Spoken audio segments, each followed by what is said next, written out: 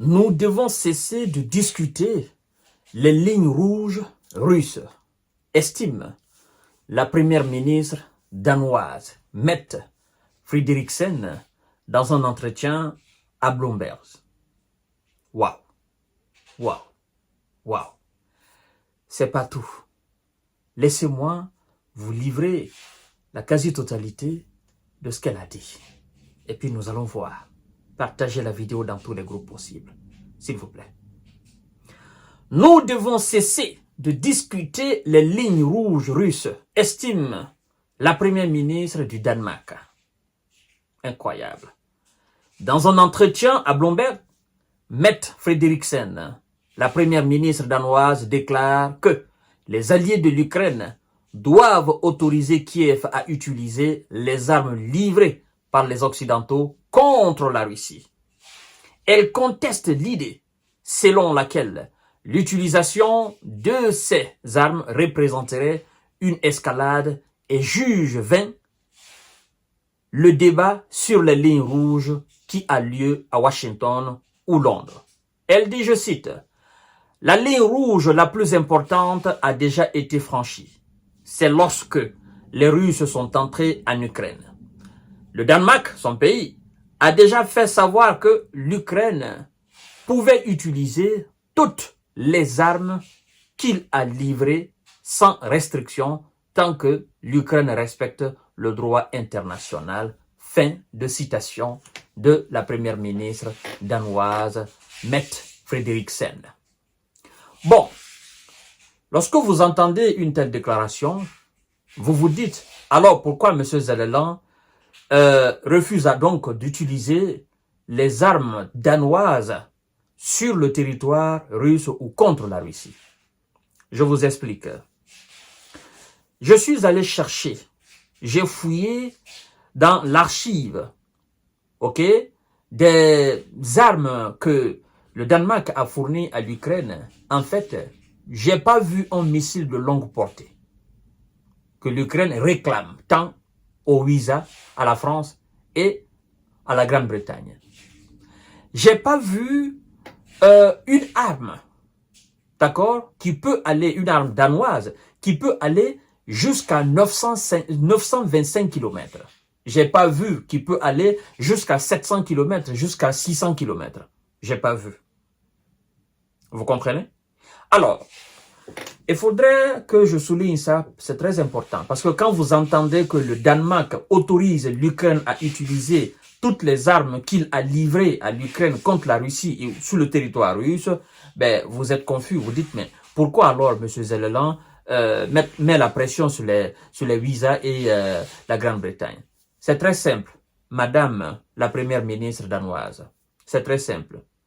Si vous tenez tant que M. Zelensky utilise les armes occidentales et vos armes, les armes, en fait, les missiles, bon, s'il y en a encore au Danemark, les missiles danois, moi je souhaiterais que si vous avez vraiment cette conviction, et si vous êtes audacieuse autant, si vous êtes plus audacieuse et plus téméraire que tous les autres dirigeants de l'OTAN, ben, vous êtes première ministre de Danemark. D'accord? Débloquez de l'argent, vous achetez les missiles américains. En fait, les missiles ATACMS, la version ER, cette version qui peut aller jusqu'à 925 km. Ou bien, vous achetez les missiles britanniques, les missiles Storm Shadow, avec sa version française Scalp. Vous débloquez de l'argent dans la caisse danoise, vous achetez. Puis vous donnez à M. Zelensky. Et puis vous dites, n'attendez plus que Londres ou Washington ou Paris vous donnent l'autorisation. Nous, les Danois, nous vous donnons l'autorisation de frapper la Russie en profondeur avec les missiles que nous avons achetés. C'est aussi simple que ça. Naturellement, pour quelqu'un qui est doué de, n'est-ce pas, qui est doué d'intelligence, c'est aussi simple que ça. Tu ne peux pas, moi, me dire de ne pas discuter la question des lignes rouges en Russie, sachant très bien, tu ne peux pas, moi, m'inciter à donner l'autorisation à quelqu'un d'utiliser ce que moi je fabrique contre le territoire de la Russie en profondeur moi, je suis conscient de ce que ça va représenter et de ce que ça représente d'ailleurs. Et toi, tu ne fais absolument rien. Vous voyez un peu la lâcheté? C'est une forme de lâcheté. Hein? C'est pas que vous n'avez pas d'argent. Ben, on vous a dit d'envoyer des F-16. Vous avez envoyé des F-16, non? Si je ne me trompe pas. Parce que le Pays-Bas et le Danemark ou je ne sais pas encore quel pays devraient envoyer des F-16. Vous avez envoyé des F-16, ou bien? Alors, Madame la Première ministre, ces F-16-là, ce n'est pas le Danemark qui les fabrique. Ce sont les États-Unis qui les fabriquent. Vous avez acheté des F-16 aux États-Unis.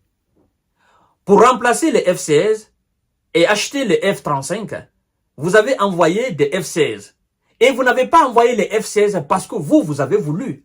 Vous avez envoyé les F-16 parce que Washington a donné des injonctions et vous avez obéi à ces injonctions-là. Vous avez obéi à ces directives. Vous avez envoyé des F-16.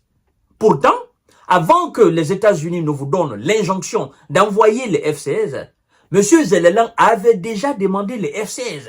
Mais vous êtes resté muette, vous êtes resté réticente. C'est-à-dire que l'envoi des F-16 en Ukraine n'a pas été de votre initiative. Pourtant, ces F-16 vous appartiennent. Vous l'avez acheté.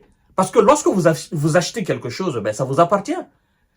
Et si le constructeur ne veut pas que vous l'utilisiez comme bon vous semble, ben, qu'il ne vous vende pas. Mais à partir du moment où le constructeur accepte de vous vendre, ben, à mon sens, le constructeur ne doit plus avoir une pression ou une influence sur vous. Vous comprenez? Moi, je ne peux pas aller au marché. J'achète par exemple une chemise et le constructeur ou le fabricant de la chemise me dit ben c'est comme ça on porte ma chemise, c'est comme ça, ou tu peux pas donner, tu peux pas l'offrir comme cadeau à quelqu'un, ou tu peux pas faire ceci, non. Si c'est ça, ben écoutez, ne fabriquez pas. Donc, vous avez acheté des F-16 bien avant les opérations, bien avant les hostilités, le début des hostilités sur le terrain. Les F-16 vous appartenaient maintenant. Mais pourquoi M. Zelensky, il a fallu que M. Zelensky mette la pression sur les Américains pour que les Américains, M. Biden, sortent de son silence et vous donne des directives pour que vous envoyiez les F-16. Pourquoi? Je ne comprends pas. Pourquoi ce sont des petits pays qui ne représentent absolument rien dans l'OTAN, qui font, n'est-ce pas, excusez-moi de l'expression, mais de la grande gueule au fait. Je ne comprends pas. Des pays comme Pays-Bas, le Danemark, ces pays, en fait, qui sont des simples consommateurs, qui achètent et qui profitent de la puissance militaire des États-Unis, ou qui se cachent derrière cette puissance américaine pour envoyer des sales messages à la Russie, ou pour s'adresser d'une façon aussi pitoyable à la Russie. C'est pas possible, ça. Alors, madame, là, vous avez envoyé des F-16. La Russie a descendu quelques F-16 en Ukraine.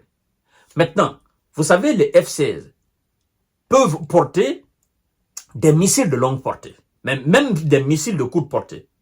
Donc, les missiles que vous avez envoyés, les armes de courte portée que vous avez envoyées, donnez l'autorisation à M. Zelensky d'utiliser vos F-16, n'est-ce pas, contre la Russie en profondeur.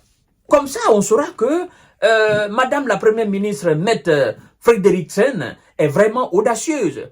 Elle a pris, sincèrement, elle a mis la décision de Washington de côté et elle a donné l'autorisation à M. Zelensky. Au lieu de cela, vous vous contentez de faire des simples discours. Madame, vous devez rester à votre place de Première ministre. Vous êtes dans un pays qui obéit aux ordres de Washington. Vous êtes dans une organisation qui est dirigée par Washington. Donc, vous n'avez pas de mots à dire. L'élite danoise, l'élite européenne n'a pas grand-chose à dire. Vous voyez, ceux qui ont de l'influence dans l'OTAN, sur le continent européen, l'Allemagne, la Grande-Bretagne, bon, ok, ils sont dans l'OTAN, mais Grande-Bretagne n'est plus dans l'Union européenne, ils sont quand même dans l'OTAN. Ceux qui ont de l'influence dans l'OTAN, n'est-ce pas, les dirigeants ou les pays qui ont de l'influence, qui sont les véritables boss de l'OTAN sur le continent européen, la France, l'Allemagne, la Grande-Bretagne, bon, ces pays refusent catégoriquement l'utilisation de leurs missiles contre la Russie en profondeur. Et maintenant, ceux qui sont au-dessus de ces trois pays, je parle des États-Unis, Il a fallu que le premier ministre britannique se déplace, n'est-ce pas, de chez lui, aille à Washington, aller rencontrer son patron. Donc vous tous, votre patron à Washington, à la Maison Blanche. Et arrivé là-bas, c'est pas lui qui a décidé de ne pas autoriser. Monsieur Biden a dit au Premier ministre, on ne peut pas se permettre, ça sera de l'escalade. Et le Premier ministre, il est revenu chez lui, il a été critiqué par les médias britanniques. Parce que les médias britanniques ont estimé que le Premier ministre britannique n'était pas courageux. Donc le Premier ministre britannique a été critiqué par un certain nombre d'anciens ministres britanniques, mais aussi de ministres de la Défense. On a dit, comme les États-Unis ne veulent pas, nous pouvons prendre la décision unilatéralement à donner, n'est-ce pas, l'autorisation à M. Zelela. Mais puisque la Grande-Bretagne et l'Amérique, c'est la même chose, mais que c'est l'Amérique qui décide, voilà où nous en sommes. Madame, vous, votre déclaration, c'est du vent. Vous comprenez? Mais si vous tenez tant que M. Zelela utilise ces missiles, je viens de vous donner tout simplement la solution. Elle plaisante. Ça fait énormément rire. Je vous donne rendez-vous tout à l'heure pour notre série d'informations de décortiquage. Merci beaucoup.